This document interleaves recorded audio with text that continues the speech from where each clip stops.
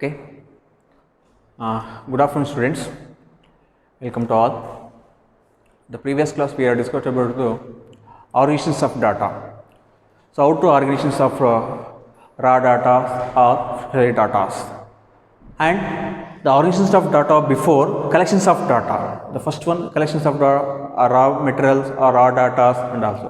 So ಮೊದಲನೇದಾಗಿ ನಾವು ಏನು ಮಾಡ್ತೀವಿ, ಕಚ್ಚಾ ದತ್ತಾಂಶಗಳನ್ನು ನಾವು ಸಂಗ್ರಹಣ ಮಾಡ್ತಾ ಇದ್ವಿ. ಅದಾದ ನಂತರ ಏನಾಗ್ತಾ ಇತ್ತು, ಆರ್ಗನೈಸೇಷನ್ಸನ್ನು ಮಾಡಬೇಕಾಗಿತ್ತು, ಸಂಘಟನೆಯನ್ನು ಮಾಡಬೇಕಾಗಿತ್ತು. ಆ ಸಂಘಟನೆಯ ಒಂದು ಯಾವುದೇ ರೀತಿ ಮಾಡ್ತಾ ಇದ್ವಿ ಅನ್ನೋದ್ರ ಬಗ್ಗೆ ನಿಮಗೆ ಗೊತ್ತಿದೆ. ಯಾವ ರೀತಿ ಮಾಡ್ತೀವಿ ಸಾಮಾನ್ಯವಾಗಿ.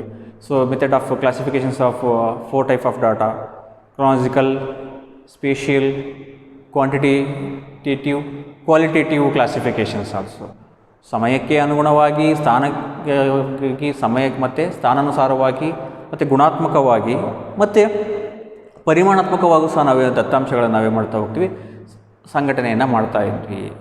So today we are discuss the presentations of data fields. So ನಮ್ಮಲ್ಲಿ ಏನಾಗಿದೆ, ಮಾಹಿತಿ ಸಿಕ್ಕಿದೆ, ಅದನ್ನು ಹೇಗೆ ಎಕ್ಸಿಕ್ಯೂಟ್ ಮಾಡಬೇಕು, ಹೇಗೆ ನಾವು ಪ್ರೆಸೆಂಟೇಷನ್ಸ್ ನಿರೂಪಣೆಗೆ ತರಬೇಕು ಅನ್ನೋದನ್ನು ನಾವು ನೋಡಬೇಕಾಗುತ್ತೆ. ಸೊ ನಮ್ಮಲ್ಲಿ ಏನಿದೆ, there are 4 type of classifications of organisations of data. The same patterns apply the presentations of data. So before we are preparations of presentations of first one, textual presentations of data. ಇಲ್ಲಿ ವಾಕ್ಯಗಳ ಮೂಲಕ, for example, in our college the 60 to 70 member of students in commerce department, 16ರಿಂದ 17 ಏನಾಗಿದೆ, ಇಲ್ಲಿ ನಮ್ಮ ವಾಣಿಜ್ಯ ವಿಭಾಗದಲ್ಲಿ ಅವರು ವಿದ್ಯಾರ್ಥಿಗಳಾಗಿದ್ದಾರೆ. Okay, ಇಲ್ಲವೇ 10 ಮೆಂಬರ್ಸ್ ಇನ್ ಫ್ಯಾಮಿಲಿ. ಸೊ ನನ್ನ ಕುಟುಂಬದಲ್ಲಿ 10 ಜನ ಇದ್ದಾರೆ. ಏನಾಗುತ್ತೆ, ಟೆಕ್ಸ್ಚುಯಲ್ಸ್ ಪ್ರೆಸೆಂಟೇಷನ್ಸ್ ಆಫ್ ಇವೆಲ್ಲ ಏನಾಗುತ್ತೆ, ವಾಕ್ಯಗಳ ರೂಪದಲ್ಲಿ ನಾವು ಹೇಳ್ತಾ ಹೋಗ್ತೀವಿ. ಸೊ ಏನಾಗುತ್ತೆ, okay. So the populations of according to 2011 121 crores. So statement, the sentence of forms of presentations ಅಂತ ನಾವು ಕರಿತೀವಿ. ಸೊ ವಾಕ್ಯಗಳ ರೂಪದಲ್ಲಿ ನಾವು ನಿರೂಪಿಸ್ತಕ್ಕಂಥದ್ದು ಏನಿದೆ ಅದನ್ನು ನಾವು ಟೆಕ್ಸ್ಟನ್ನು ಕರಿತಾ ಹೋಗ್ತೀವಿ. Okay, next one the prepare a tabulations ಅಂತ, ಟೇಬಲ್ ಫಾರ್ಮೇಷನ್ಸ್ ಅಂತ ನಾವು ಕರಿತೀವಿ. ಒಂದು ಟೇಬಲ್ಸಲ್ಲಿ ನಾವು ಅದನ್ನು ಪ್ರೆಸೆಂಟೇಷನ್ಸನ್ನು ಮಾಡ್ಬೋದು. ಸಾಮಾನ್ಯವಾಗಿ ನಿಮಗೆ ಗೊತ್ತಿದೆ. ಸೊ ಯಾವುದಕ್ಕೆ ಸಂಬಂಧಪಟ್ಟಂತೆ ಏನು ಮಾಡ್ತೀವಿ, ಒಂದು ಟೇಬಲ್ಸನ್ನು ಮಾಡ್ತಾ ಹೋಗ್ತೀವಿ. ಆ ಟೇಬಲ್ಸಲ್ಲಿ ಕಾಲಮ್ಗಳು ಹಾಕ್ತೀವಿ. ಸೊ ಅವುಗಳಲ್ಲಿ ಏನು ಮಾಡ್ತಾ ಹೋಗ್ತೀವಿ, ಇಲ್ಲಿ ಹೆಡ್ ನೋಟನ್ನು ಬರ್ತೀವಿ, ಸಬ್ಜೆಕ್ಟನ್ನು ಬರ್ತೀವಿ, ಕ್ಲೋಸ್ ನೋಟನ್ನು ಬರ್ತೀವಿ, ಇನ್ಷಿಯಲ್ ಮಾಡ್ತೀವಿ, ರಾ ಲೈನ್ ಅಂತ ಮಾಡ್ತೀವಿ, ಅಡ್ಡ ಸಾಲುಗಳು, ಕಂಬ ಸಾಲುಗಳು, ಶೀರ್ಷಿಕೆಗಳು, ಟೈಟಲ್. ಸೊ ಇಲ್ಲಿ ಏನು ಮಾಡ್ತಾ ಹೋಗ್ತೀವಿ, ಸೊ ಟೈಟಲ್ಸನ್ನು ಕೊಡ್ತೀವಿ. ಕನ್ಫ್ಯೂಷನ್ಗೆ ಫೂಟ್ ನೋಟ್ ಅಂತ ಮಾಡ್ತೀವಿ ಇಲ್ಲಿ. ಸೊ ಅದನ್ನು ನೆಕ್ಸ್ಟ್ ಹೇಳ್ತಾ ಹೋಗ್ತೀವಿ. ಅದನ್ನು ನಾನು ನೆಕ್ಸ್ಟ್ ಕ್ಲಾಸಸ್ಸಿದೆ ಒಂದು ಟೇಬಲ್ಸ್ಗೆ ಸಂಬಂಧಪಟ್ಟಾಗ ನಾವು ಏನು ಮಾಡ್ಬೋದು ಅನ್ನೋದನ್ನು ಆ ನೆಕ್ಸ್ಟ್ ಕ್ಲಾಸಲ್ಲಿ ಹೇಳ್ತಾ ಹೋಗ್ತೀನಿ. ಸೊ ಈಸಿಯಾಗಲಿ ಅನ್ನೋಕ್ಕೋಸ್ಕರ ಏನು ಮಾಡ್ತೀವಿ, ಈ ಒಂದು ಹೇಗೆ ನಾವು ಪ್ರೆಸೆಂಟೇಷನ್ಸನ್ನು ಮಾಡಬಹುದು. So before collections of data the first second chapter, and next one organisations of data. The first one ಏನು ಮಾಡಿ, ದತ್ತಾಂಶವನ್ನು ಸಂಗ್ರಹಣೆ ಮಾಡ್ಕೊಂಡ್ವಿ ಅಲ್ವಾ. ಸೊ ಅದಾದಮೇಲೆ ಏನು ಮಾಡ್ತೀವಿ, ಒಂದು ಸಂಘಟನೆಯನ್ನು ಮಾಡಬೇಕು. ಆರ್ಗನೈಸೇಷನ್ಸ್ ಆಫ್ ಡಾಟಾ ಪ್ರೆಸೆಂಟೇಷನ್ಸಲ್ಲಿ ಹೇಗೆ ಮಾಡ್ತಿದ್ದೀವಿ, 4 type of class of data. ಅದನ್ನು ವರ್ಗೀಕರಣವನ್ನು ಮಾಡಿಕೊಂಡು chronological, spatial, quantitative, qualitative classifications wise. So organisations of data. So ಪರಿಣಾತ್ಮಕ, ಗುಣಾತ್ಮಕ, ಸಮಯ ಮತ್ತು ಸ್ಥಾನಾನುಸಾರವಾಗಿ ನಾವು ದತ್ತಾಂಶವನ್ನು ಏನು ಮಾಡ್ತಾ ಇದ್ದೀವಿ, ಅದನ್ನು ಕಲೆ ಹಾಕ್ತಾ ಇದ್ದೀವಿ ಅಂತಕ್ಕಂಥದ್ದು ಒಂದು. ಸೊ ಅದೇನೇ ಇರಲಿ, ಪ್ರೆಸೆಂಟೇಷನ್ಸ್ ಆಫ್ ಡಾಟಾಗೆ ಸಂಬಂಧಪಟ್ಟಂತೆ ನೋಡೋದಾದರೆ ದ ಫಸ್ಟ್ ಒನ್ ನಾವೇನು ಮಾಡ್ತಾ ಹೋಗ್ತೀವಿ, ಇರ್ತಕ್ಕಂಥ ಕ್ಲಾಸಿಫಿಕೇಷನ್ಸ್ ಬೇಸ್ ಮೇಲೆ ನಾವೇನು ಮಾಡ್ತಾ ಹೋಗೋಣ. ಸೊ ಪ್ರೆಸೆಂಟೇಷನ್ಸನ್ನು ಹೇಗೆ ಮಾಡಬಹುದು, how to prepare presentations type of classification, how to prepare of classifications of type of preparation. ನಾವು ಯಾವುದಾದ್ರೂ ದತ್ತಾಂಶವನ್ನು ರಚನೆ ಮಾಡಬೇಕಾದ್ರೆ, ಸೊ ಅದಕ್ಕೆ ಸಂಬಂಧಪಟ್ಟಂತೆ ನಾವು ನೋಡೋದಾದರೆ ಹೇಗೆ ಪ್ರಿಪೇರ್ ಮಾಡ್ತೀವಿ ಅನ್ನೋದು ಭಾಳಷ್ಟು ಮುಖ್ಯ ಆಗ್ತದೆ. So before that the chronological classification and spatial classification and quantitative classification and qualitative classifications, there are 4 type of classifications in the presentations of economic data. Clear? And first one is the chronological classifications of data. First one is chronological classifications of data. So means very simple. So chronological is geographical methods. Geographical methods. Year wise, time, seas, minutes, month and hours. So example, the census of year, ಇಲ್ಲಿ ವಾರ್ಷಿಕವಾಗಿ ಒಂದು ಸಮೀಕ್ಷೆ ಆಗುತ್ತೆ, ವರ್ಷಗಳ ಅನುಗುಣವಾಗಿ ನಾವು ಸಮೀಕ್ಷೆಯನ್ನು ಮಾಡ್ತೀವಿ. ಡೆನ್ಸಿಟಿ ಪರ್ ಕಿಲೋಮೀಟರ್, ಇಲ್ಲಿ ಏನಾಗುತ್ತೆ, ಜನಸಾಂದ್ರತೆ ಅಂತಕ್ಕಂಥದ್ದು ಏನಾಗಿದೆ, ಒಂದು ಕಿಲೋಮೀಟರ್ಗೆ ಸಂಬಂಧಪಟ್ಟಂತೆ ಎಷ್ಟು ಜನರು ಅಲ್ಲಿ ಜೀವಿತಿದ್ದಾರೆ, ವಾಸಿಸ್ಬೋದು, ಅಂದಾಜು ಅಷ್ಟೇ ಇದು. The average for example census of year density of per kilometre, ಒಂದು ಕಿಲೋಮೀಟರ್ನ ಒಂದು ವ್ಯಾಪ್ತಿಯಲ್ಲಿ ಎಷ್ಟು ಜನರು ವಾಸವಾಗಿದ್ದಾರೆ ಅಥವಾ ಎಷ್ಟು ಜನ ವಾಸಿಸ್ತಾರೆ, ಅಂದಾಜು ಅಷ್ಟೇ ಇದು, ಅಂದಾಜು. For example, according to 2019 to 1 1901ರಲ್ಲಿ 2009-1 the year, so 77 density of per kilometre. 1901ರಲ್ಲಿ ಸಮೀಕ್ಷೆ ಆದಾಗ ಒಂದು ಕಿಲೋಮೀಟರ್ ವ್ಯಾಪ್ತಿಯಲ್ಲಿ ಎಷ್ಟಿತ್ತು, 77 ಜನಸಾಂದ್ರತೆ ಇತ್ತು. And second one sensex of 1901 77 density of per kilometre, and 1951 per kilometre density 170 117 ಇಲ್ಲಿ ಏನಾಗಿದೆ ಜನಸಾಂದ್ರತೆ ಅಂತಕ್ಕಂಥದ್ದು ಒಂದು ಕಿಲೋಮೀಟರ್ ವ್ಯಾಪ್ತಿಗೆ 1951ನೇ ಸಮೀಕ್ಷೆ ಆದಾಗ ಇತ್ತು. And next one 1971 1971, so density of per kilometre 177 ಜನಸಾಂದ್ರತೆಯನ್ನು ಒಂದು ಕಿಲೋಮೀಟರ್ ವ್ಯಾಪ್ತಿಯಲ್ಲಿ ಜನಸಾಂದ್ರತೆಯನ್ನು ನೋಡ್ತಾ ಇದ್ವಿ, living of populations. And 1991 267 density of per kilometre, 267 density of per kilometre. ಒಂದು ಕಿಲೋಮೀಟರ್ ವ್ಯಾಪ್ತಿಯಲ್ಲಿ 267 ಜನ ಇಲ್ಲಿ ಜನಸಾಂದ್ರತೆಯನ್ನು ಒಳಗೊಂಡಿತ್ತು 1991ರಲ್ಲಿ. ನೆಕ್ಸ್ಟ್ 2001ರಲ್ಲಿ, ಸೊ ಒಂದು ಕಿಲೋಮೀಟರ್ ವ್ಯಾಪ್ತಿಯ ಸುತ್ತಳತೆಯಲ್ಲಿ ವಾಸ್ತಕ್ಕಂಥ ಜನದ ಪ್ರಮಾಣವನ್ನು ನಾವು ಹೇಳ್ತಾ ಇರೋದಿಲ್ಲ. So 2001 324 density of per kilometre, 324 density of per kilometre. So ಒಂದು ಕಿಲೋಮೀಟರಲ್ಲಿ 2001ರ ಪ್ರಕಾರ 324 ಜನಸಾಂದ್ರತೆ ಇತ್ತು. Very clear. The chronological classifications of conditions and presentations of data. So year wise of sensex and density of per kilometer. ಒಂದು kilometres chronological factors, time, series, minutes, hours, months, year, it is ಅಲ್ವಾ. So ಸಮೀಕ್ಷೆಯಲ್ಲಿ ಏನು ವಾರ್ಷಿಕವಾಗಿದೆ ವರ್ಷಗಳಲ್ಲಿ, ಮತ್ತು ಸಾಂದ್ರತೆ ಎಷ್ಟಿದೆ ಕಿಲೋಮೀಟರ್ಗೆ ಅನ್ನೋದನ್ನು ನಾವು ನೋಡಿ. 1901, 1951, 1971, 1991, 2001ನಲ್ಲಿ density of 77, 117, 177, 267, 324 in density of a kilometre 2001 ಇರ್ತಕ್ಕಂಥವುಗಳನ್ನು ನಾವು ಮಾಡ್ತೀವಿ. ಇಲ್ಲಿ ಸಮಯಕ್ಕೆ ಅನುಗುಣವಾಗಿ ನಾವು ದತ್ತಾಂಶವನ್ನು ಏನು ಮಾಡ್ತಾ ಇದ್ದೀವಿ. ಸೊ 1901ರಲ್ಲಿ ಎಷ್ಟಿತ್ತು ಡೆನ್ಸಿಟಿ, ಹೌದಾ, 1901. So 1901 is mention of year is the chronological classifications. 1951, so ಅದಾದ ನಂತರ 1951ರಲ್ಲಿ ಎಷ್ಟಿದೆ, 1971ರಲ್ಲಿ ಎಷ್ಟಿದೆ, 1991ರಲ್ಲಿ ಮತ್ತು 2001ರಲ್ಲಿ ಆ ಜನಸಾಂದ್ರತೆ ಪ್ರಮಾಣ ಎಷ್ಟಿತ್ತು ಒಂದು ಕಿಲೋಮೀಟರ್ ವ್ಯಾಪ್ತಿಗೆ ಅನ್ನೋದನ್ನು ನಾವು ದ chronological classifications ಮೆಜರ್ ಮಾಡ್ತೀವಿ. 1 and next one the density of populations of India. ಇದು ಮಾತ್ರ ಏನಾಗುತ್ತೆ, ಇಲ್ಲಿ ಜನಸಾಂದ್ರತೆ ಅಂತಕ್ಕಂಥದ್ದು ಭಾರತದ ಒಂದು ಜನಸಂಖ್ಯೆಗೆ ಸಂಬಂಧಪಟ್ಟಂತೆ ನೋಡ್ತೀವಿ. ಇದು ನೆಕ್ಸ್ಟ್ ಒನ್ ಸ್ಪೇಷಿಯಲ್ ಕ್ಲಾಸಿಫಿಕೇಷನ್, ಸ್ಥಾನಾನುಸಾರ ಅಂತ ನಾವು ಸ್ಪೇಷಿಯಲ್ ಸ್ಥಾನ ಜಿಯೋಗ್ರಫಿಕಲ್ ಸಂಬಂಧಪಟ್ಟಂತೆ. ಇಲ್ಲೇನಾಗುತ್ತೆ, ಪ್ರದೇಶಗಳನ್ನು ಒಳಗೊಂಡಂತೆ it's measure and collected of country wises the uses of mobile of number per thousand. So ಇಲ್ಲಿ ಏನಾಗುತ್ತೆ, ದೇಶಗಳಿಗೆ ಅನ್ವಯವಾಗುವಂತೆ ಇಲ್ಲಿ 1,000 ಜನಸಂಖ್ಯೆಗೆ ಎಷ್ಟು ಜನ ಮೊಬೈಲ್ಸನ್ನು ಯೂಸ್ ಮಾಡ್ತಾ ಇದ್ದಾರೆ. How many members use of mobile per 1000 in a country, 1000 in a country. 1,000 ಜನಸಂಖ್ಯೆಯ ಸಂಬಂಧಪಟ್ಟಂತೆ, ಜನಗಣತಿಗೆ ಸಂಬಂಧಪಟ್ಟಂತೆ 1000ಕ್ಕೆ ಒಂದು ದೇಶದಲ್ಲಿ ಎಷ್ಟು ಜನ ಮೊಬೈಲ್ಸನ್ನು ಯೂಸ್ ಮಾಡ್ತಾರೆ ಅನ್ನೋದನ್ನು, 1,000 ಜನ ಇದೆ ಒಂದು ದೇಶದಲ್ಲಿ ಅಂದಾಗ ಇಟ್ಕೋ, ಅಥವಾ ಒಂದು ರಾಜ್ಯದಲ್ಲಿ ಅಂತ ಇರ್ತಕ್ಕಂಥ ಪಾಪ್ಯುಲೇಷನ್ಸ್ 26-27 ಕೋಟಿ ಇದ್ದಿತ್ತು ಪ್ರೆಸೆಂಟ್, ಅಥವಾ 130 ಇರ್ಬೋದು, 130 CR ಇರ್ಬೋದು. ಸೊ ಇರಲಿ, ಅದರಲ್ಲಿ ಆ ಪಾಪ್ಯುಲೇಷನಿಂದ 1000 ಪೀಪಲ್ಸ್ 10,000 ಜನರಿಗೆ ಎಷ್ಟು ಜನ ಮೊಬೈಲ್ಸನ್ನು ಯೂಸ್ ಮಾಡ್ತಾರೆ. Spatial places of first one tables of country names is India, China, Singapore. Country names of India, China, Singapore. The number of mobile uses per 1000. So ಎಷ್ಟು ಜನ ಮೊಬೈಲ್ಸನ್ನು 1000ಕ್ಕೆ ಬಳಕೆ ಮಾಡ್ತಾ ಇದ್ದಾರೆ. The first one India, the 1000 peoples of uses of mobile, 642 members use of mobile.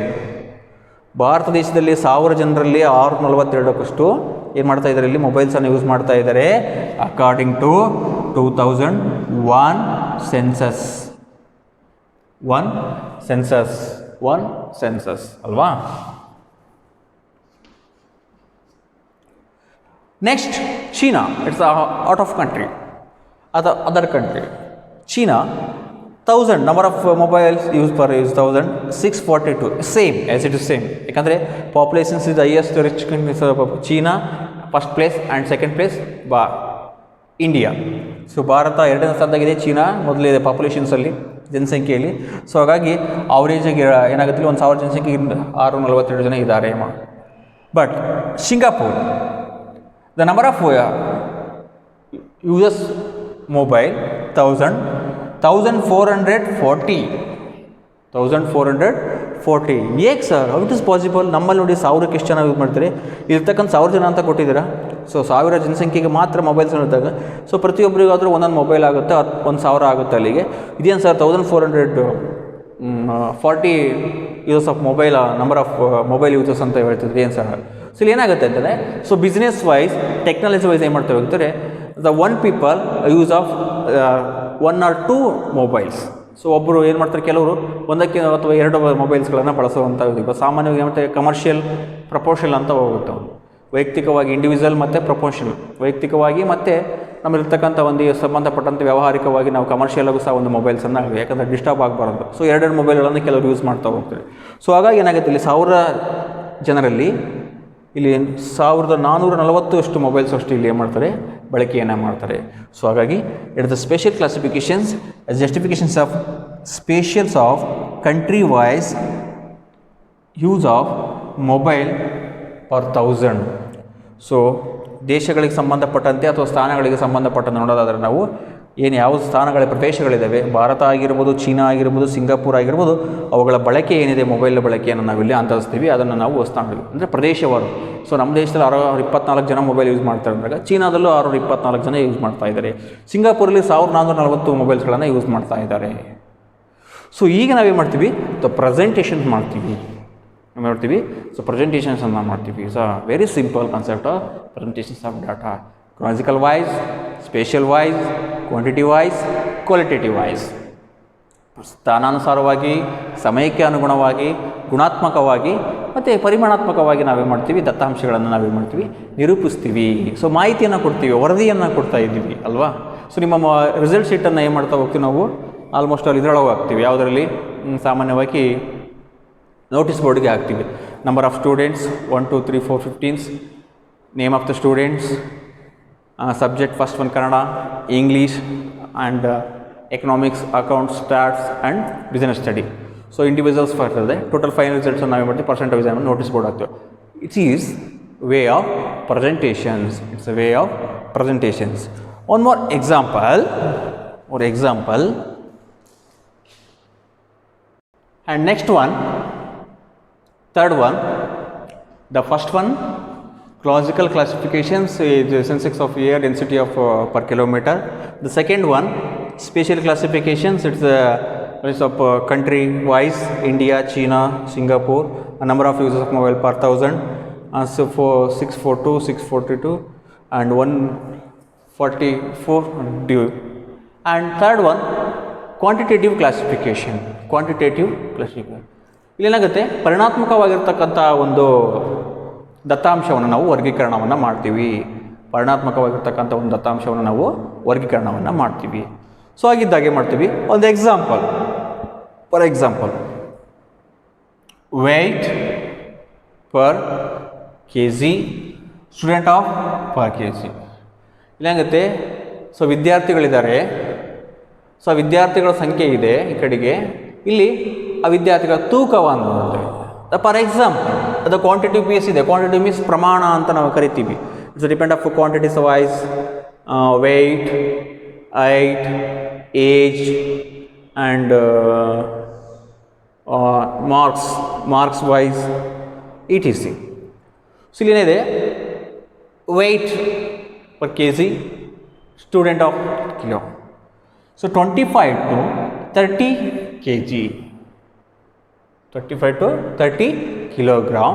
The number of students 5 in the classroom. And the second one 35 to 45 kilograms.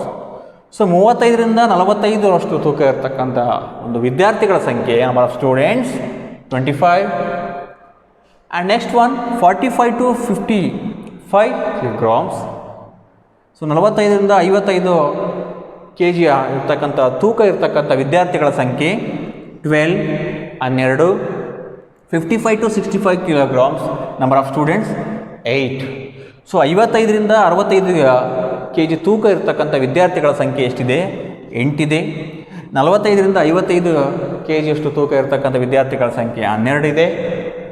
35ರಿಂದ 45 ತೂಕ ಇರ್ತಕ್ಕಂಥ ವಿದ್ಯಾರ್ಥಿಗಳ ಸಂಖ್ಯೆ 25 ಇದೆ.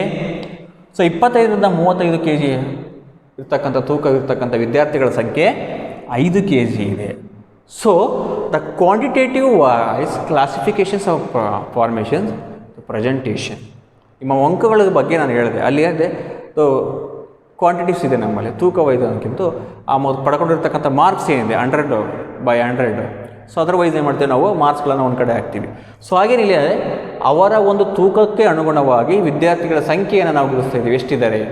ಸೊ 25 35ರಲ್ಲಿರ್ತಕ್ಕಂಥ ತೂಕ ವಿದ್ಯಾರ್ಥಿಗಳು ಎಷ್ಟಿದ್ದಾರೆ? ಇಲ್ಲಿ 5 ಇದ್ದಾರೆ. ಸೊ 35 45 ಇರ್ತಕ್ಕಂಥವ್ರು ಎಷ್ಟಿದೆ? 25 ಇದ್ದಾರೆ. ಈ 45ರಿಂದ 55 12 ಇದ್ದಾರೆ. 50ರಿಂದ 65 8 ಜನ ವಿದ್ಯಾರ್ಥಿಗಳಿದ್ದಾರೆ. So quantitative classifications is very simple. The concept of quantities of weight. So ಅದೇನೈತೆ ಪರಿಣಾತ್ಮಕವಾಗಿ ನಾವು ನೋಡೋದಾದರೆ ದತ್ತಾಂಶದ ವರ್ಗೀಕರಣವನ್ನು ಇಲ್ಲಿ ಅವರ ತೂಕಕ್ಕೆ ಅನುಗುಣವಾಗಿ ವಿದ್ಯಾರ್ಥಿಗಳ ಸಂಖ್ಯೆಯನ್ನು ನಾವೇನು ಮಾಡ್ತಾ ಹೋಗ್ತೀವಿ? ಪ್ರೆಸೆಂಟೇಷನ್ಸನ್ನು ಮಾಡ್ತೀವಿ. ನಂಬರ್ ಆಫ್ ಸ್ಟೂಡೆಂಟ್ಸ್ ಇದೆ, ವೆಯ್ಟೇಜ್ ಆಫ್ ಕೇಸಸ್ ಇದೆ, ತೂಕ ಇದೆ ಮತ್ತು ವಿದ್ಯಾರ್ಥಿಗಳಿದ್ದಾರೆ. ಆ ವಿದ್ಯಾರ್ಥಿಗಳ ತೂಕ ಮತ್ತು ಅವರ ಒಂದು ಸಂಖ್ಯೆಗಳನ್ನು ಇಲ್ಲಿ ನಮೂದಿಸ್ತೇವೆ.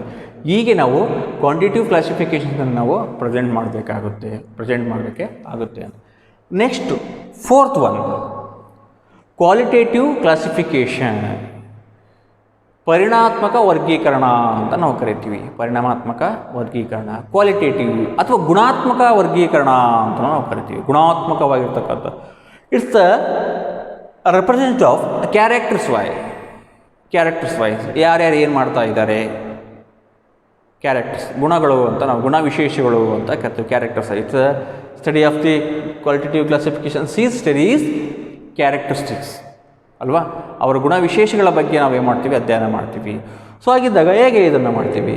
ಫಾರ್ ಎಕ್ಸಾಂಪಲ್ ಸೆಕ್ಸ್, ಲಿಂಗ ಅಂದರೆ ಇಲ್ಲಿ ಪುರುಷ ಅಥವಾ ಸ್ತ್ರೀ ಆ ಥರ.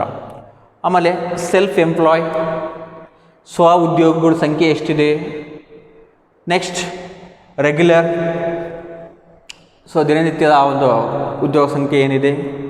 ಕ್ಯಾಶುಯಲ್ ವೇಜಸ್, ದಿನಗೂಲಿ ನೌಕರರು ಅಂತ ನಾವು ಕರಿತೀವಿ. ಕ್ಯಾಶುಯಲ್ ವೇಜಸ್, ದಿನಗೂಲಿ ನೌಕರರು ಎಷ್ಟು ಜನ ಇದ್ದಾರೆ. ಸೊ ಅದ್ರ ಜೊತೆಗೆ ಏನು ಮಾಡ್ತಾ ಹೋಗ್ತೀವಿ ನಾವು? Sex wise means male female ಅಲ್ವಾ, ಜೆಂಡರ್ಸ್ ಅಂತ ನಾವು ಕರಿತೀವಿ. ಸೊ ಮೇಲ್ ಆ್ಯಂಡ್ ಫೀಮೇಲ್, ಪುರುಷ ಮತ್ತು ಸ್ತ್ರೀಯವರು ಇರ್ತಕ್ಕಂಥ ಒಂದು ಪ್ರಮಾಣ ಏನಿದೆ 100ಕ್ಕೆ ಪರ್ 100 ಅಲ್ವಾ. So self employment it's the represent of self employ, regular, casual wise. Regular, self employs wise, gender, it's the mentions of characters ಅಲ್ವಾ. ಸೊ ದಿನನಿತ್ಯ ಏನು ಮಾಡ್ತಾ ಇದ್ದಾರೆ, ಸೊ ನಿಯಮಿತವಾಗಿ ಇದುವರೆ ಏನು ಮಾಡ್ತಾ ಇದ್ದಾರೆ, ಸ್ವಯಂ ಉದ್ಯೋಗಗಳು ಏನು ಮಾಡ್ತಾ ಇದ್ದಾರೆ. ಸೊ ಗುಣಗಳ ಅವರ ವಿಶೇಷಗಳನ್ನು ಇಲ್ಲಿ ನಾವು ನೋಡಬೇಕಾಗುತ್ತೆ. The first one male or female. Self employs ಏನಾಗ್ತಾ ಹೋಗುತ್ತೆ ಇಲ್ಲಿ. ಸೊ ಮೇಲ್ 51% ಸೆಲ್ಫ್ ಎಂಪ್ಲಾಯ್ಸ್ ಇದ್ದಾರೆ per 100. ಸೊ ಫೀಮೇಲ್ 55% ಅಷ್ಟು ಎಂಪ್ಲಾಯೀಸ್ ಇದ್ದಾರೆ ಸೆಲ್ಫ್ ಎಂಪ್ಲಾಯೀಸಲ್ಲಿ. In the self employees 51% male, 55% female. And regular employees male 18%, female 8%.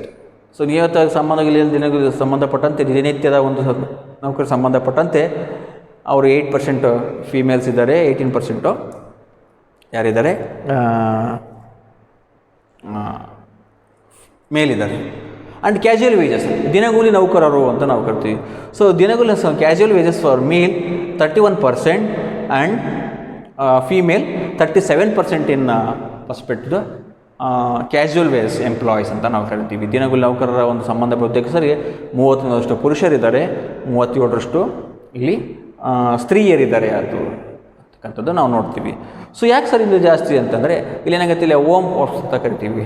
Home made ಅಂತ ಆಕ್ಟಿವಿಟೀಸ್ಗಳಲ್ಲಿ, ಎಕನಾಮಿಕ್ ಆಕ್ಟಿವಿಟೀಸ್ಗಳಲ್ಲಿ ಗೃಹ ಉತ್ಪನ್ನಗಳ ಆಕ್ಟಿವಿಟೀಸಲ್ಲಿ ಹೆಚ್ಚಾಗಿರೋದ್ರಿಂದ ಅವ್ರು ಏನು ಮಾಡ್ತಾ ಹೋಗ್ತಾರೆ, ಹಾಗಾಗಿ ಹೆಚ್ಚು ಅಂದರೆ. ಸೊ ಇಲ್ಲೇನಾಗುತ್ತೆ, depend upon garage and provision store and otherwise civil. ಇಲ್ಲೇನಾಗುತ್ತೆ ರೆಗ್ಯುಲರ್ಸ್, ಇಲ್ಲೇನಾಗುತ್ತೆ ಕಾಯಂಬಾಗಿ ಒಂದು ಕೆಲಸವನ್ನು ಮಾಡ್ತಕ್ಕಂಥದ್ದು ದಿನಕ್ಕೆ ಸಂಬಂಧಪಟ್ಟಂತೆ 18% ಫಿಮೇಲ್ ಇದ್ದಾರೆ, ಫೀಮೇಲ್ಸ್ 8% ಇದ್ದಾರೆ.